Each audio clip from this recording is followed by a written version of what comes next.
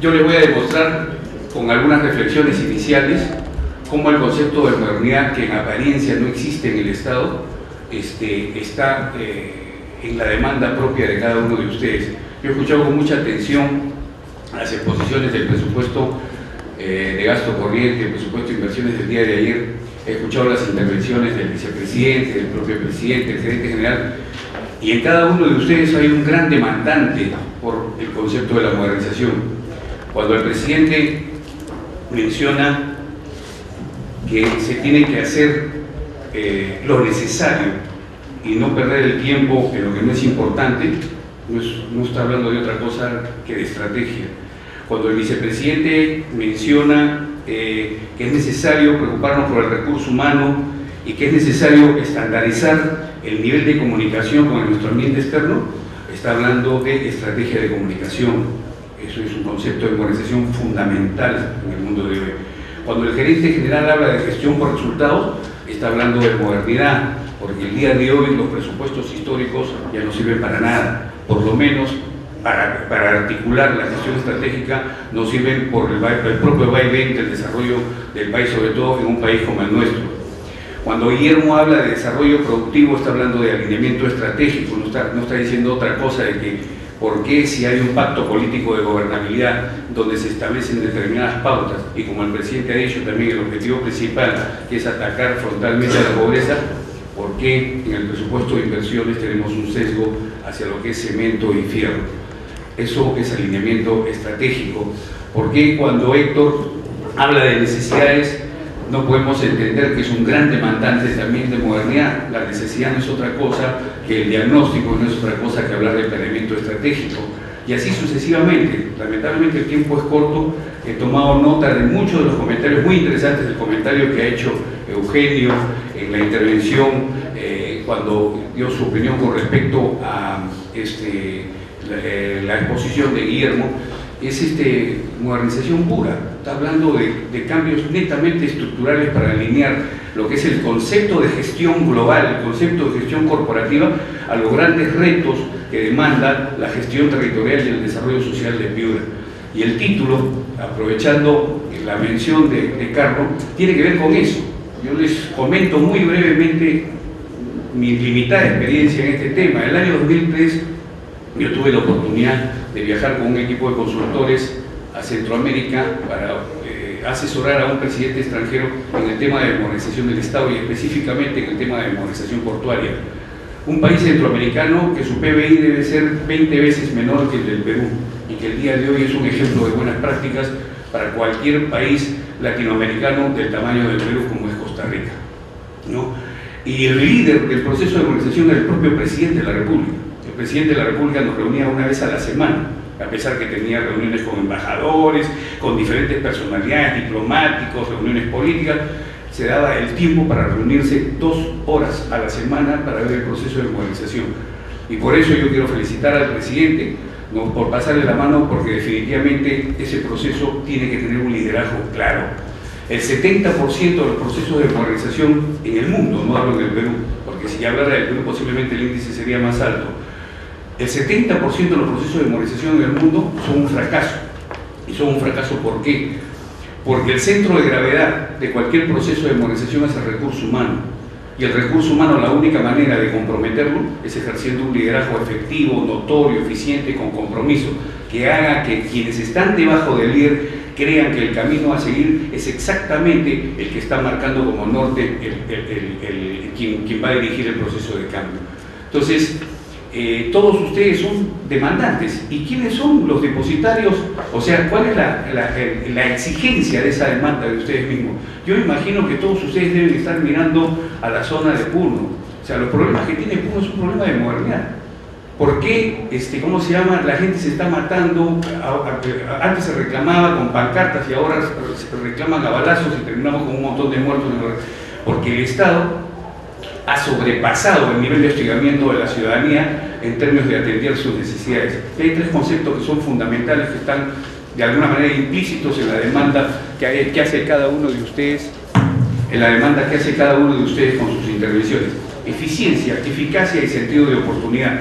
Muchos de ustedes, estoy seguro que sentirán a fin de año que cumplieron con alguna de sus metas, pero esas metas fueron realmente cumplidas en el plazo que necesitaba el ciudadano que percibirlas, o es que se cumplieron a duras penas y con algunos niveles inclusive de calidad precaria.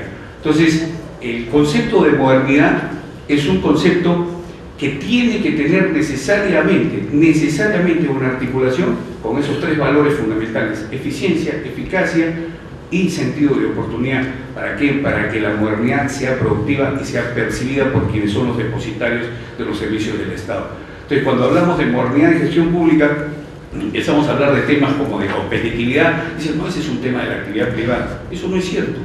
¿Por qué, si la actividad privada puede gastar un mundo de plata para que cualquiera de nosotros vayamos a una tienda a comprar un televisor de pantalla plana de 62 pulgadas, o sea, ese cliente vale más que una persona que se está muriendo de hambre en la Sierra de Piura, que no podemos gastar en marketing, en gestión pública, para hacerle entender a ese ciudadano que mantenga la esperanza, porque la institución va a hacer todos los esfuerzos por llegar a él y por lo menos darle una esperanza de que su situación precaria en estos momentos va a cambiar?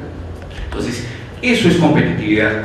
Eso es estrategia de marketing. Cuando hablamos de comunicación, como decía el señor vicepresidente, estamos hablando de desarrollar una estrategia que nos permita enviar mensajes claros para que la gente entienda que se está generando un cambio dentro de la institución.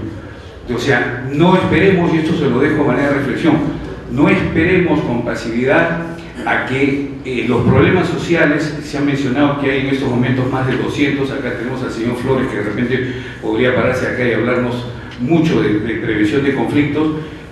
No esperemos que las cosas empiecen a rebotar en el resto del país. La gestión pública y quienes son depositarios de la gestión pública, y principalmente los gobiernos regionales, tienen un gran reto el día de hoy. Esto se los dejaba como reflexión porque no hay forma, y se los digo, yo tengo 32 años de vida profesional y tengo la mitad metida en temas de modernización. No hay forma de sacar adelante un proceso de modernización sin el compromiso de cada uno de los integrantes de una organización.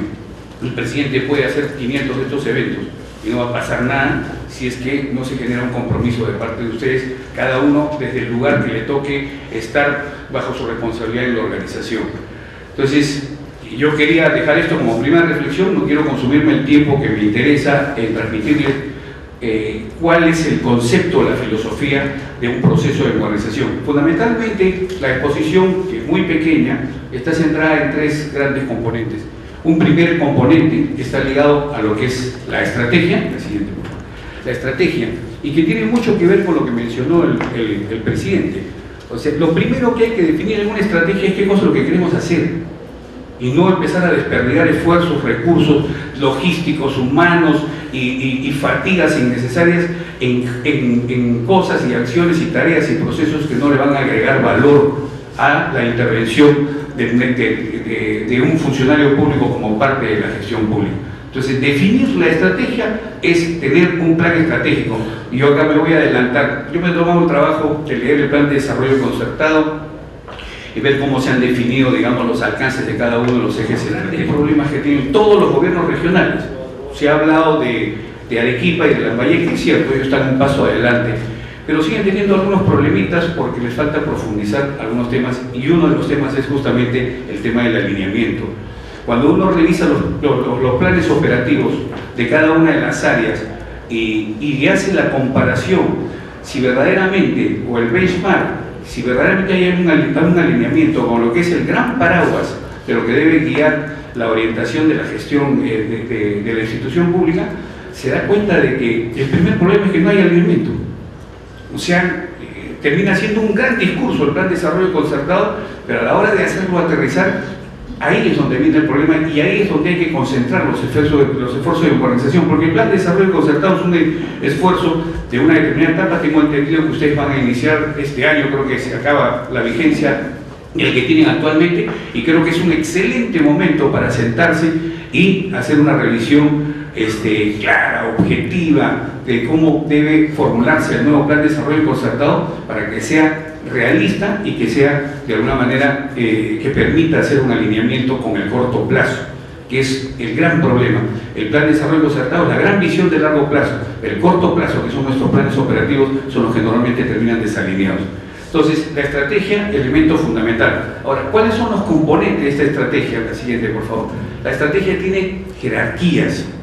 Tenemos la estrategia, la gran estrategia que nace del gobierno corporativo en sí, o de la esencia de lo que es el gobierno corporativo, que no es otra cosa que la alta dirección de cualquier gobierno regional o de cualquier institución que forme parte de la gran ciencia de lo que es la gestión territorial para fomentar el desarrollo social, productivo y económico de una determinada región en base a sus potencialidades. Entonces, la siguiente, por favor.